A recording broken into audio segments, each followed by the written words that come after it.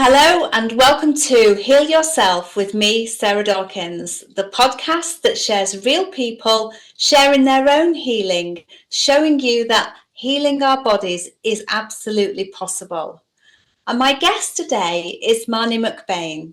And Marnie has always had the capacity to know things about those around her and feel their emotions. Since she was a teen, friends, family, and even foes would seek out her speciality when they had a problem. Marnie was the go-to. For many years, Marnie doubted herself and her abilities. However, following a serious accident involving a traumatic brain injury, a broken neck, and broken back, Marnie embraced her inner gifts and now works as a psychic counsellor and hypnotherapist. And she's published 2 books. So welcome, Marnie. Thank you so much for having me and inviting me. I'm super excited to be here. Oh, I love that you're here sharing your healing. So you've had a traumatic brain injury and broke your back and neck. Would you like to share what happened and how you healed that? Okay, so my accident happened on September the 7th, 2015. And it was Labor Day Monday. It was the last day before school started for the year.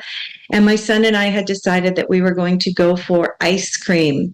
Now, we lived up on a hill, and the plan was to ride our bicycles down to the ice cream shop, and then my now ex-boyfriend would bring the truck down. We'd all have ice cream together, and then we put the bikes in the back of the truck for the ride back up the hill. We never made it for ice cream that day. There was a pothole at the bottom of the hill, and I hit the pothole. My bicycle stopped. I didn't. And so I went over the handlebars. I landed on my shoulder and my head, and I blacked out. And my son, who was only about 3 weeks shy of his 7th birthday, was the one that got me out of the middle of the road off to the side.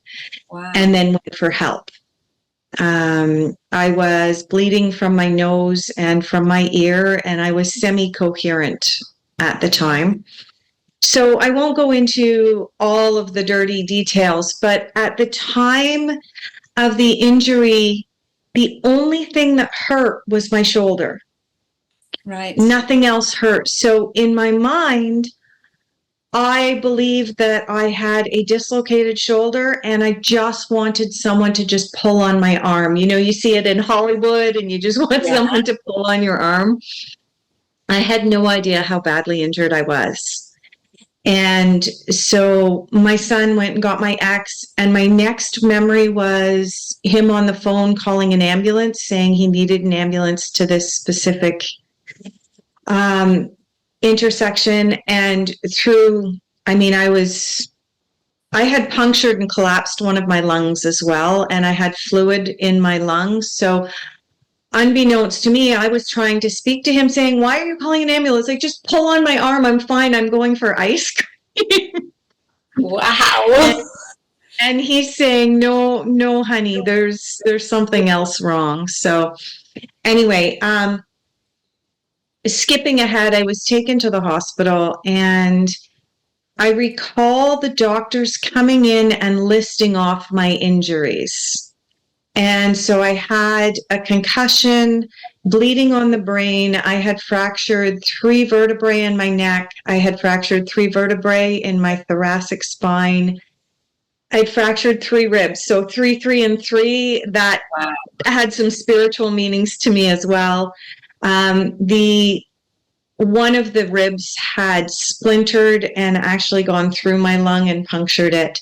And as well, my left shoulder was mangled, like just mangled. Now, the doctors were wise enough to go out of the room after they had listed off my injuries. They left the room and spoke to my family.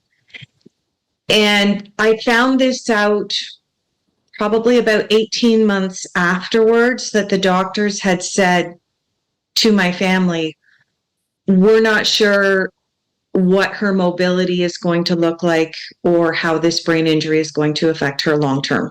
We don't know right now because our main concern is stopping the bleeding on the brain and stopping the bleeding into the chest cavity. But they were preparing my family for the worst. Yeah. I never heard that.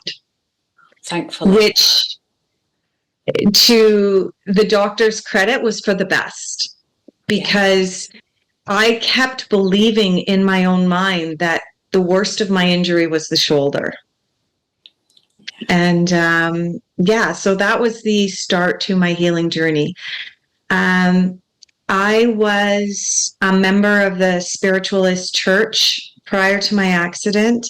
And I was also an avid swimmer. I was swimming 3 to 5 times a week, and I would swim a mile at a time, which is about 2 to 2.5 kilometers, 3 to 5 times a week. So I was in very good physical condition, which I believe this is kind of a message to everyone out there that if you have the opportunity to maintain good health now, today, please do it, because I think that was a huge benefit to my after healing. So following the accident, once I was out of the ICU, I had numerous people come to me in hospital, as well as sending energy healing to me, Reiki, hands-on, angel hands, all different types of techniques of just healing and positive energy flooding to me on a regular basis. Humor was also a big part of my healing journey. My ex is a very, very funny man. And so that helped immensely.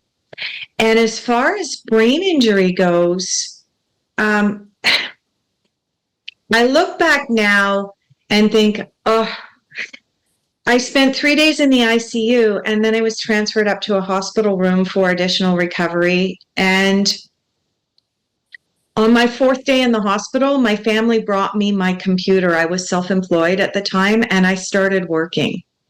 Wow. Now, that has both positive and negative effects. First of all, throwing myself back into a job and a career that, in hindsight, I realized the accident was about leaving that job and career. It was my wake-up call to leave that and follow the counseling and the hypnotherapy, which I had a lot of that training already, and to follow the psychic and intuition. But by the same token, throwing my brain back into needing to work was actually one of the best things I could do. Some people will tell you following a concussion to rest. And as much as you need that rest, you also need to get your brain working again very quickly. Yeah. And that's the physical injuries, except for the shoulder, have, for the most part, healed. But the brain injury, it altered my life for the rest of my life. Yeah. And I went through what you might call the stages of mourning, the anger. I went through the mourning of, I want to be my old self again. And then I moved into acceptance. And that was when more magic happened. So there is a cycle that everybody who has, whether it's a brain injury or whether it's a physical injury, or in my case, it was both, there is a process that you go through, and you do need to go through that and process the anger and process the deep mourning of the old self in order to be able to move forward. And if I were to really dig deep into what saved me, it was accountability. And it was taking responsibility for that accident And never once in my entire recovery going into woe is me. Yeah. There was, sure, I questioned. So I'm going to frame it this way for everyone. Yes, I said, why did this happen to me? And immediately followed that up with, what did I miss? What signs along my path did I miss that were telling me I was not on the right career path, that I was not on the right life path? What did I miss? Because this accident happened because I didn't follow the universe's guides to me, right?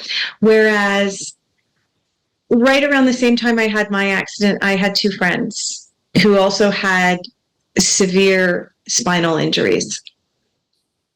The one went into, oh my God, why did this happen to me? And it's everybody else's fault. And it was the horse's fault that bucked me off. And it's my mother's fault for this. And it's my children's fault for not allowing me time to recover. And it's everybody else's fault. There was absolutely no accountability on her part.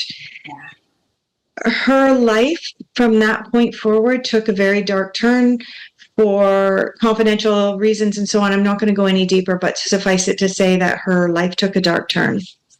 Yeah. I had another friend that fell off a ladder. He suffered a spinal cord injury that the doctors told him he was going to be a quadriplegic, that he would never move from here down again in his life. He now cooks his own meals because his attitude was, I don't care what the doctors say. I'm healing from this. I don't believe what that x-ray says because I don't believe I was injured that badly. Not once did he believe that he was that badly hurt. And he is at that point now where he ordered a chair, one of those lazy boy chairs that will put you right up in the standing position because he didn't want to lose the muscle mass in his legs. And he had seat belts installed on his chair so that even though he could no longer feel his legs, he was weight bearing on his legs every day in order not to lose the muscle mass. And he is beginning to regain. Like I said, I mean, my accident was in 2015. His was in 2015. He does have some feeling in his legs. So there is a huge component to your belief system when you are injured. I can't reinforce enough that had I heard in the hospital what the doctors told my parents and my boyfriend at the time, had I heard that, I can't imagine how different my life would have been because I never believed that I was that badly injured. Yeah. Yeah. So beliefs are huge, aren't they? In healing in general. Yeah. Yeah. And so my message to others with regards to healing and natural healing is, yes, energy work helps. Using supplements helps. For example, my healing from the brain injury stalled a few years in. And it was maybe 18 months, 20 months ago, somebody out of the blue said to me, "Are you using lion's mane?" And I went, "What's lion's mane?" And they said, "It's a mushroom and it's good for brain injuries." And I went, "Can't hurt." Onto, the online forum and ordered it in. I can tell you it changed my life. It brought me out of that plateau that I had reached in my healing of the brain injury, and it brought me back into being motivated and being alive and being able to keep track of things again. So it was a game changer for me. Now, I had consulted several doctors and they're like, "Oh, you need an antidepressant. Oh, you need an anti-anxiety pill. You need this pharmaceutical and that pharmaceutical." And I just wasn't willing to take them. Yeah. And a natural remedy, something that comes from Mother Earth, changed my life. Again, it brought me to this next level. So I encourage people to take responsibility for your own lives. Yeah. And don't give your power over to the doctors. Just because a doctor has gone to school for I don't know how many years, 7. it doesn't make them above you and your own knowledge of your body. So, I mean, I feel that there is a balance of allopathic medicine and natural healing, and 100% the belief up here. Yeah. And the hypnosis has taught me this time and time and time again. As I received my certification in hypnotherapy in 2000 and my past life regression in 2001. So I had this knowledge before the accident as well about how powerful our minds are. And yeah, we need to stop giving our power over to someone else. Yes. You know? And yes, allopathic medicine, emergency medicine saved my life when I had my accident. It served its purpose. But going forward and healing the rest of my body, going back into yoga, going back into swimming, the belief that I can heal, that is more powerful than anything else. Yeah, and you're testament to it as well. I mean, look at you. You're radiant. Thank you. Thank you. And through this process, I was able to write this book, Memoirs of a Single Traveling Mom. Following my accident, I left the 9-to-5 grind and I began traveling with my son. And this picture is the two of us at the pyramids. And I could not have done this without understanding that I have the ability to heal. Yes. Yes. Because I wrote a second book as well, but this book is written under a pseudonym. And this one is The Ultimate Guide to Psychedelics. Nice. Yeah.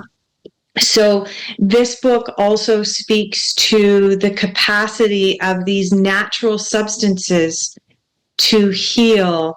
And through writing this book, I had the opportunity to interview quite a number of people who had overcome addiction and other injuries as a result of using these medications instead of pharmaceuticals. So, yeah, there's so much out there and there's so much hope that we have. Yeah. And coming back to our own belief that we can heal, because our body heals and it heals much more efficiently when we support it. So if we can believe we can heal and then support it through natural products and nature and energy healing, there's so much available to us. But and the power of our mind. Absolutely. I mean, the placebo effect shows a 33% positive result. So that in itself shows us how powerful our mind is, just with the knowledge that or the thought that this little sugar pill can heal us. When somebody plants that into our mind and we go, look, I'm healed. Yeah. The sugar pill's done nothing. We've done it all. Our bodies have done it all. Yeah. If I could share, if I may, when I was doing my hypnotherapy training, my teacher wanted to give us an example of how powerful this is, the power of belief, the power of our minds. So she shares the story of her son, who, when he was about 4 years old, he broke his arm. And on the way to the hospital, she told her son, how long does it take to heal a broken bone? And I don't know, Mom. And she said, it takes 2 weeks. Did you know that? It only takes 2 weeks and you're perfect again. Did you know that? And she kept reinforcing that time and time and time again. And so when she got her son to the hospital and she had an opportunity to speak to the doctor, she told the doctor, please do not tell my son your usual 6 weeks. Tell my son it's going to take 2 weeks to heal. Of course, the doctor was in full disagreement. Yeah. And she said, tell my son it will take 2 weeks. And she reinforced that with the doctor, and she made him promise. And he didn't believe what was coming out of his mouth, but he told this little child it takes 2 weeks.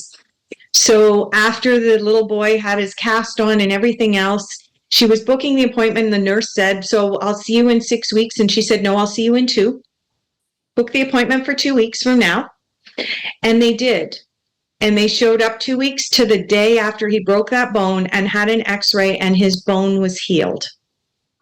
Isn't it amazing? But it's not really, because we know that.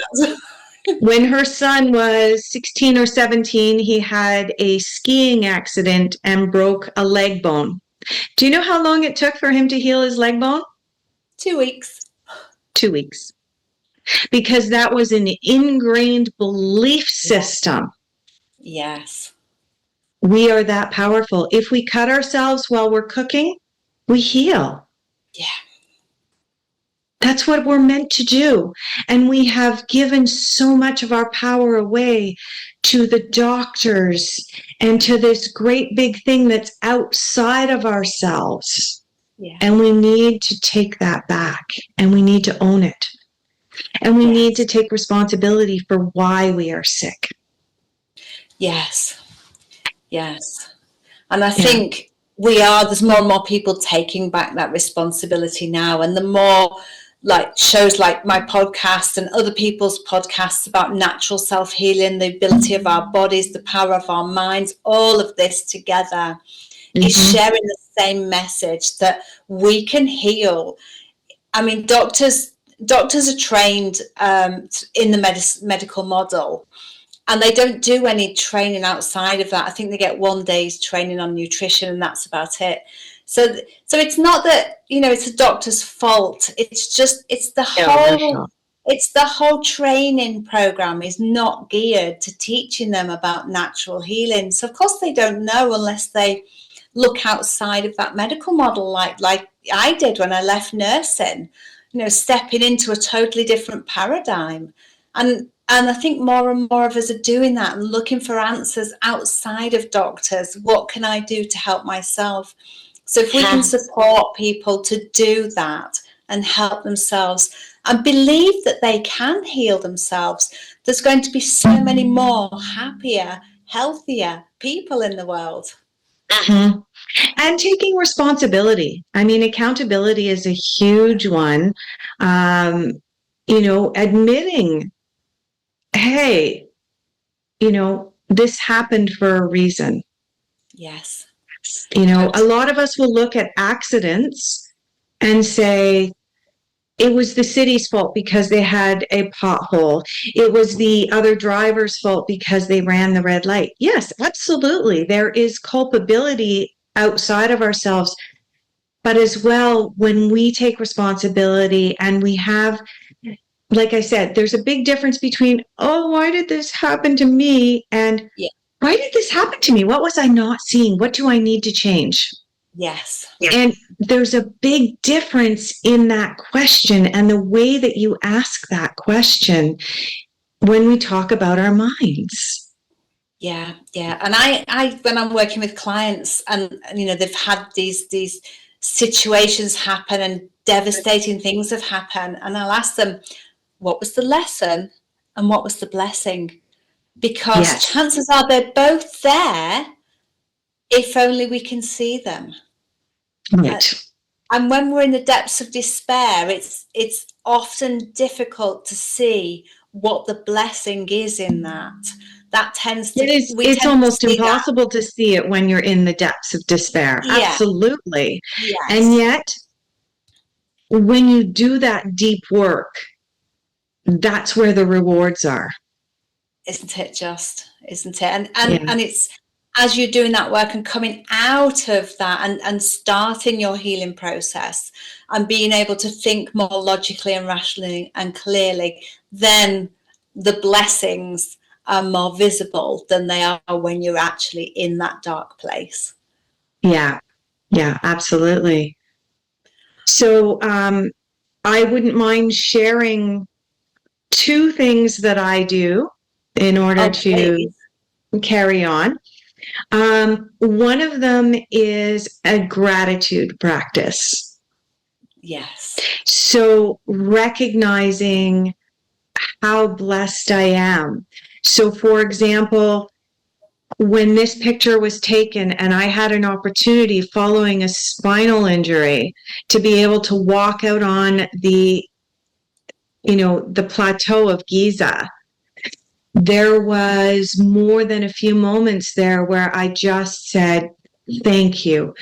Thank you for allowing me this opportunity to be able to walk across this plateau, and acknowledging that my life is blessed, even though, you know what, when I had that picture taken walking across that plateau, I was still experiencing so much pain from the accident, and yet there was still gratitude there. And that's huge. And that gratitude comes from deep, deep within, doesn't it? It's not just that, oh, thank you. It's a really deep-seated thank you kind of a gratitude. Yeah, there's that acknowledgement that, like, you can feel it. Some people feel it in their heart center and some people feel it in their gut. But either way, when you feel that gratitude, it's not just about saying thank you.